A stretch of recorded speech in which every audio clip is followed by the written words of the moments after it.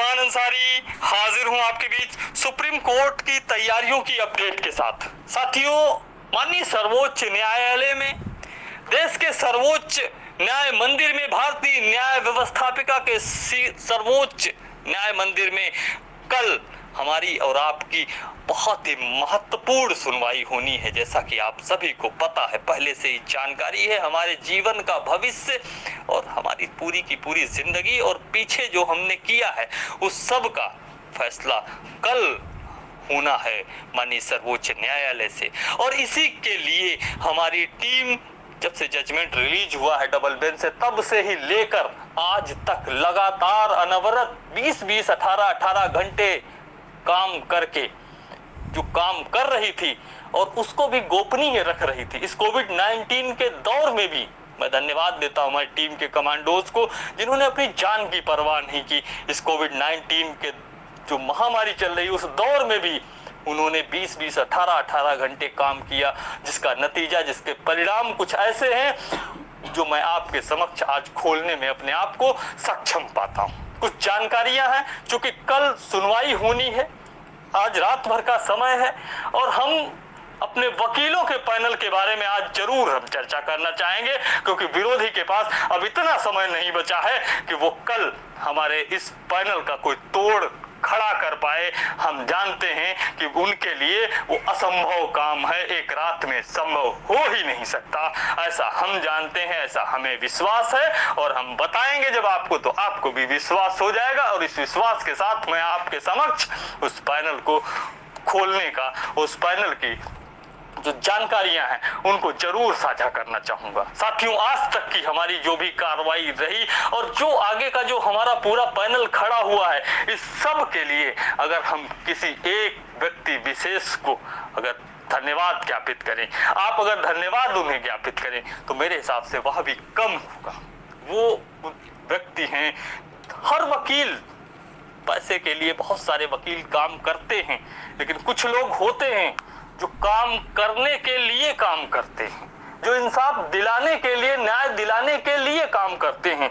और हमारी और आपकी किस्मत अच्छी है जो हमें ऐसे वकील मिले, ऐसे वकील जिनका हमें सानिध्य प्राप्त हुआ और उनका नाम है, मैं बड़े गर्व से और बड़े सम्मान से उनका नाम लेता हूं, वो हैं विधि विशेषज्ञ, उत्तर प्रदेश बेसिक शिक्षा मामलों के विधिक जानकार, विशेषज्ञ, जिनकी टेबल से ही गुजर के लगभग सभी सर्विस मैटर सुप्रीम कोर्ट में दाखिल होते हैं, श्री एडवोकेट आर.के. सिंह साहब, जिनका जितना भी धन्यवाद ज्ञापित किया जाए। और इस पूरे पैनल, जो मैं पैनल बताने जा रहा हूं, उस पूरे पैनल को एक गुलदस्ते में अगर पिरोने का काम किया है किसी ने, और अगर किसी को श्रेय दिया जाए तो वो है एडवोकेट श्री आर.के. सिंह साहब। हम बहुत बहुत धन्यवाद करते हैं एडवोकेट आर.के. सिंह साहब का, उनकी ड्राफ्टिंग का, जिसकी बदौलत आज हम 600 पेज की एक SLP कोर्ट में दाखिल कर चुके हैं। हम धन्यवाद देते हैं एडवोकेट आर.के. सिंह साहब का।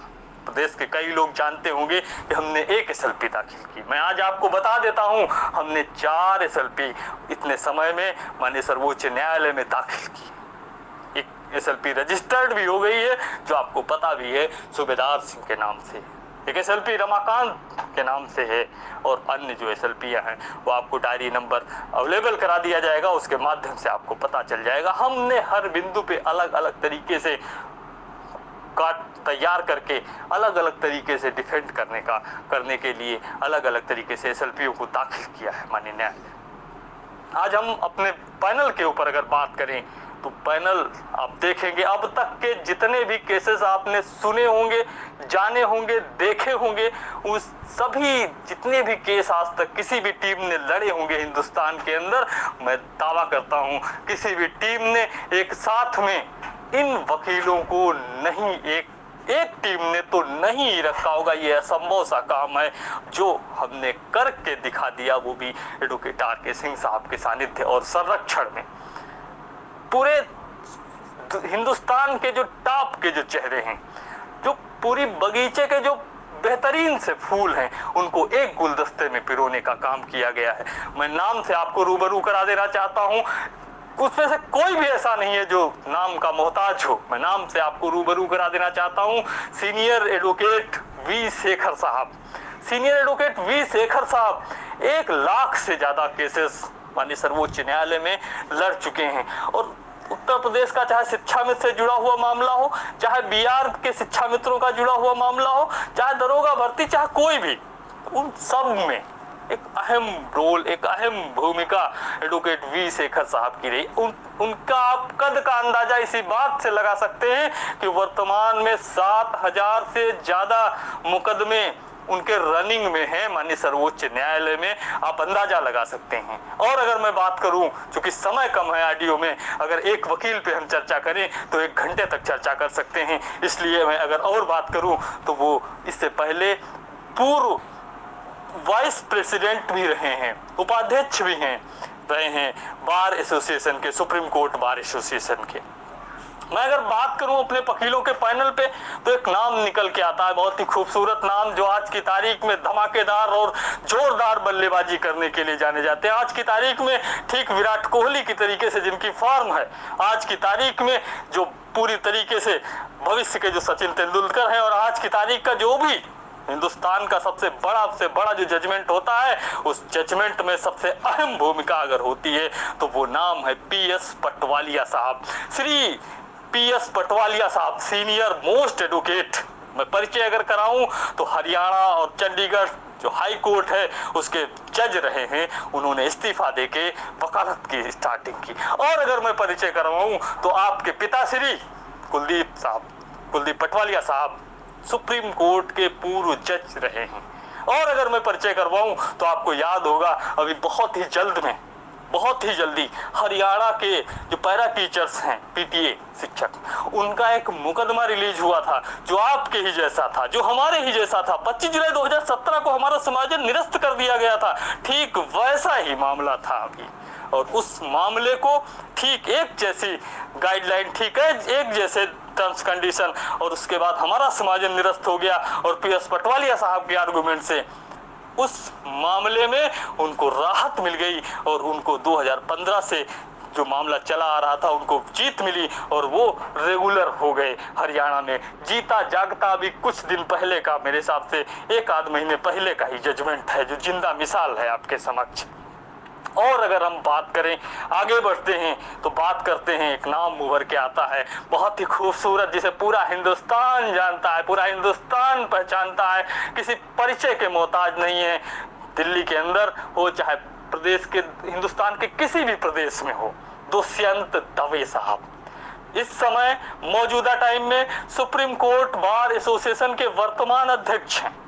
इससे पहले 2 बार सुप्रीम कोर्ट बार एसोसिएशन के अध्यक्ष रह चुके हैं। और जितने भी महत्वपूर्ण केसेस होते हैं, सीनियर मोस्ट एडवोकेट में गिनती है, और जितना भी एडवोकेट्स का पैनल है उन सब से एक बहुत ही अच्छे संबंध है, बहुत ही अच्छी आर्गुमेंट है। आप उनको पहले से भी जानते हैं, शिक्षा मित्र मामले में इंगेज रहे थे, आप उनसे भली भांति और बखूबी उनसे परिचित हैं। हमने उनको भी पूरे पैनल के साथ में पिरोने का, माले के अंदर रखने का, एक खूबसूरत और नायाब मोती के रूप में रखने का काम किया है और उनकी सेवाएं लेने का काम किया है।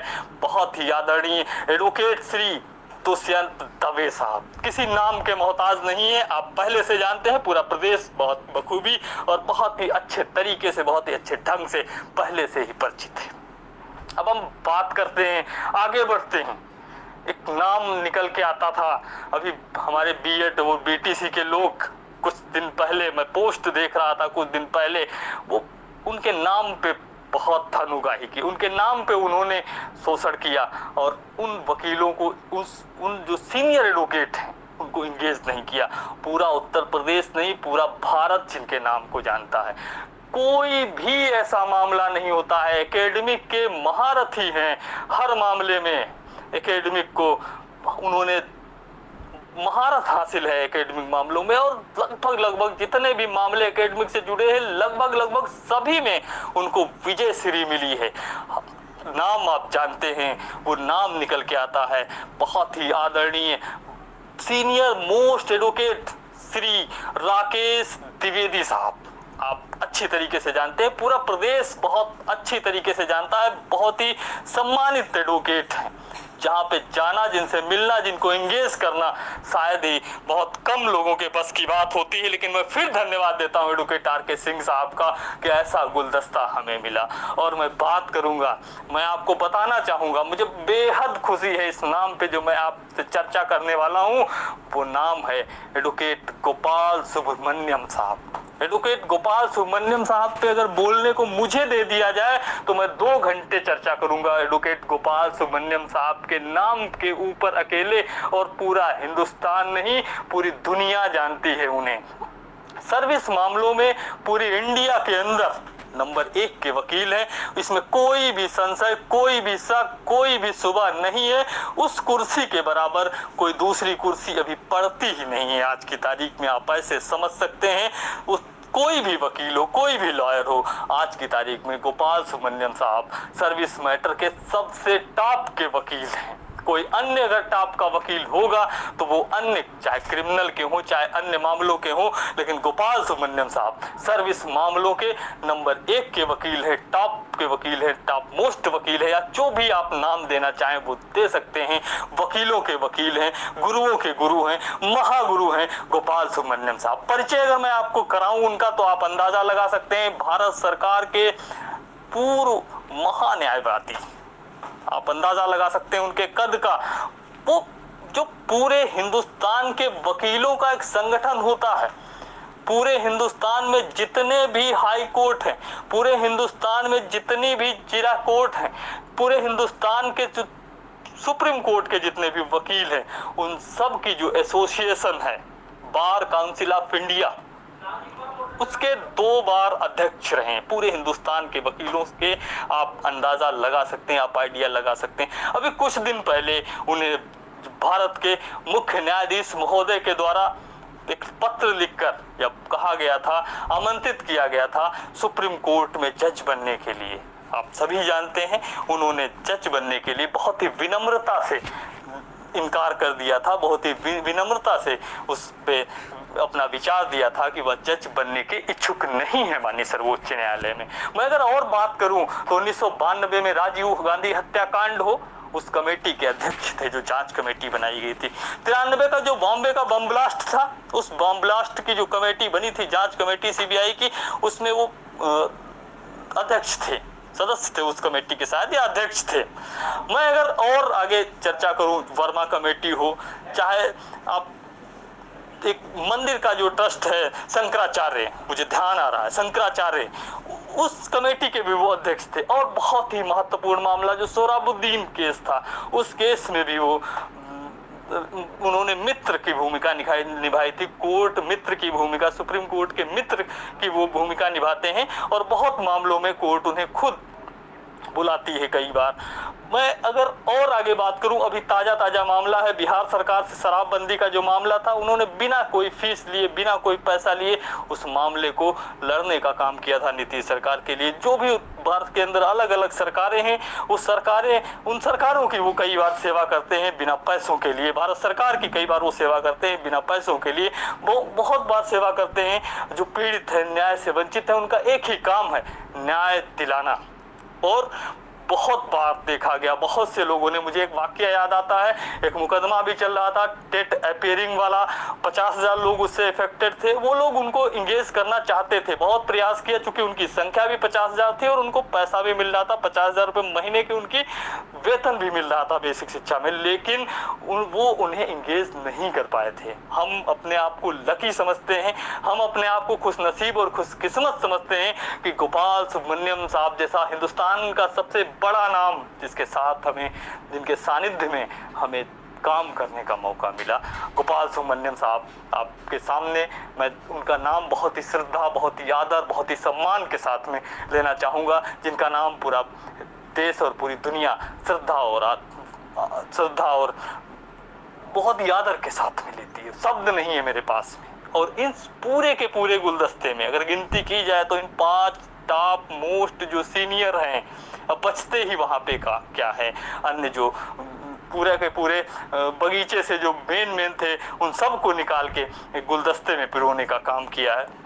और इस पूरी की पूरी जो स्क्रिप्ट है उसके लिए मैं पुनः धन्यवाद दूंगा एडवोकेट R.K. सिंह साहब का, जिनकी बदौलत यह संपन्न हुआ, जिनकी रात दिन की अथक मेहनत और अथक प्रयास की बदौलत यह संपन्न हुआ। मैं बता देना चाहता हूं आपको कि गोपाल सुब्रमण्यम साहब को सर्विस मामलों की महारत हासिल है, गॉड गिफ्टेड माइंड है उनका, ईश्वरीय देन होती है, किसी किसी को ईश्वर देता है ऐसा दिमाग, ऐसा माइंड है उनका। और बिरला, टाटा, अंबानी, वाड्रा जैसे लोग उन्हें इंगेज करते हैं। हम लोगों की हैसियत नहीं है उन्हें इंगेज कर पाने की, हम लोगों की औकात नहीं है, मेरी तो औकात है ही नहीं उनको इंगेज कर पाने की। लेकिन खुदा की कुदरत है, ईश्वर की अनुकंपा है कि हमें उनका भी सानिध्य मिला। हम जितनी भी बातें करें उनके बारे में कम है, मुझे लगता है कि मैं रात भर बोलूं अगर तो भी कम हो जाएगा गोपाल सुब्रमण्यम के बारे में। बहरहाल हम आज संतुष्ट हैं कि हम जितना बेहतर से बेहतर कर सकते थे, ड्राफ्टिंग के मामले में नंबर 1, वकीलों के मामले में नंबर 1 और आर्गुमेंट के मामले में नंबर 1, काम करने के मामले में नंबर 1, हम जितना बेहतर से बेहतर कर सकते थे उतना बेहतर से बेहतर किया। लेकिन एक इंसान कभी भी इंसान से बढ़कर कुछ नहीं हो सकता, इंसान इंसान ही रह सकता, ना वह इंसान से नीचे जा सकता और ना वह इंसान से ऊपर उठ सकता, इंसान इंसान ही रह सकता है। अंततः परिणाम जो देना है वो ईश्वरीय सत्ता के अंतिम निर्णय के ऊपर निर्भर करता है। इसलिए हम या आपको बताते हुए हमें खुशी होती है कि हमने हमारे हिस्से का काम, और मैं अपनी आत्मा से संतुष्ट हूँ क्योंकि प्रदेश के आम शिक्षा मित्र का एक एक शिक्षा मित्र की नजरें हमारी तरफ लगी हुई थी। बहुत बड़ी जिम्मेदारी थी, कई बार डर लगता था कि कुछ ऊपर नीचे हुआ तो लोग क्या कहेंगे। कई बार चलते थे रास्ते पे तो पीछे मुड़ के देखना पड़ता था कि कोई टोकेगा बाद में अगर कुछ भी गलत हुआ। ऐसी स्थिति में हमने कई बार वो निर्णय भी, वो काम भी किए जो हमें लगता था कि असंभव काम है, और उन कामों में भी हाथ डाला और हो गया। आपने कल देख लिया था वो नतीजा, अब उस पर तो हम चर्चा नहीं करेंगे, लेकिन ईश्वरीय अनुकंपा है जिसकी बदौलत यह संपन्न हुआ। इसलिए मैं आपसे और प्रदेश के तमाम साथियों से, हमारे तमाम जो जिम्मेदार साथी हैं और प्रदेश के आम शिक्षा मित्र से एक अनुरोध करना चाहूँगा, एक अपील करना चाहूँगा कि आप कितना भी अच्छा काम कर ले, आप कितना भी बेहतर आप प्रयास कर लें, लेकिन अंतिम परिणाम, अंतिम रिजल्ट ईश्वर को, भगवान को, अल्लाह को, वाहेगुरु को, जीसस को देना होता है। क्योंकि अंतिम परिणाम और अंतिम जो मोहर है, सबसे बड़ी वाली मोहर, वो वहीं रखी है, भाग्य की लेखनी वहीं पे रखी है। प्रयास करना आपके बस में है, प्रयास आपके हाथ में है, प्रयास आप बेहतर से बेहतर कर सकते हैं। और जो प्रयास हमने किए हम उससे संतुष्ट हैं कि कल हमारी विजय का दिन होगा, कल हमारी विजय का आगाज होगा, हालांकि अंतिम नहीं होगा, आगाज होगा।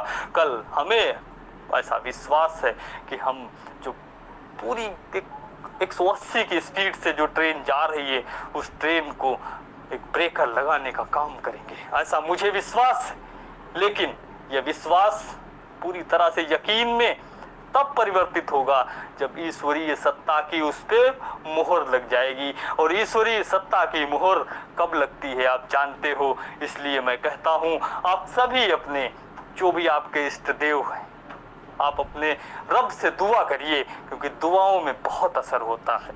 मैं कहना चाहता हूँ इस समय रमज़ान चल रहा है, रमज़ान का आखिरी पखवाड़ा है। इस दौरान अगर आपने कोई भी दुआ दिल से मांग ली तो इस दौरान खुदा अपने बंदों की कोई भी दुआ ऐसी नहीं होती है जिसे वो कबूल नहीं करता है, जायज़ दुआ। और ये हजारों लोगों की, हजारों परिवारों की और लाखों लोगों की जिंदगी से जुड़ी हुई दुआ है, खुदा इसे जरूर सुनेगा।